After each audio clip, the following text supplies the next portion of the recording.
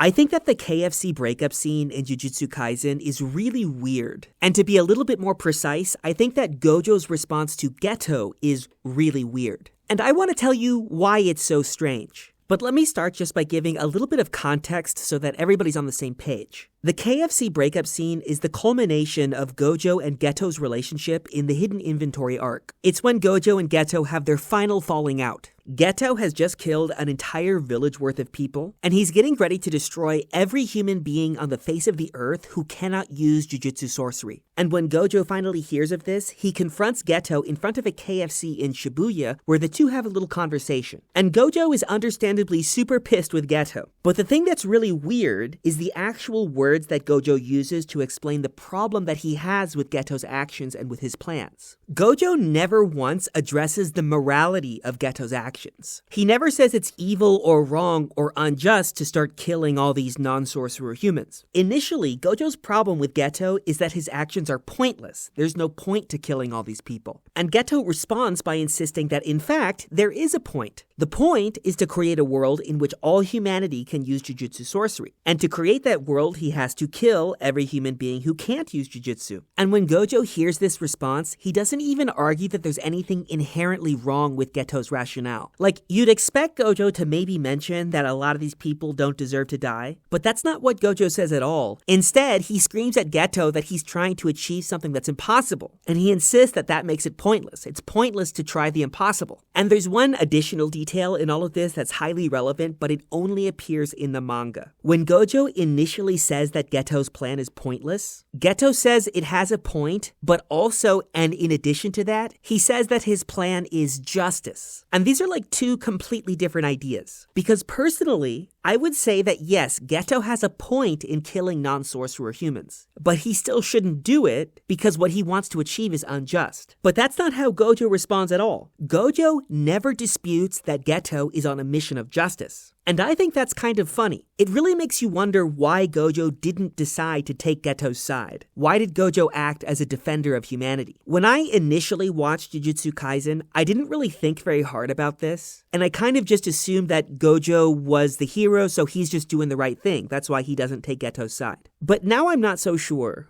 Or at least, I'm not so sure that it's that simple. I do think that Gojo has a conscience, and I think probably his conscience won't let him turn into a monster like Geto. But I also think that there's a part of Gojo that understands where Geto is coming from, and kind of sympathizes with him. But then on the other hand, maybe Gojo's reasons for not siding with Geto have nothing to do with his conscience or like what's morally right or whatever. Maybe there's some kind of political calculation that's going on in his mind. To be honest, I don't really know. But I would love to hear from you all what you think about this. Is Gojo's response to Geto really as weird as I think it is? Why is Gojo fixated on whether Geto's goals are achievable and whether they're possible, instead of the more obvious question of whether Gojo's goals are like evil or monstrous? Let me know in the comments.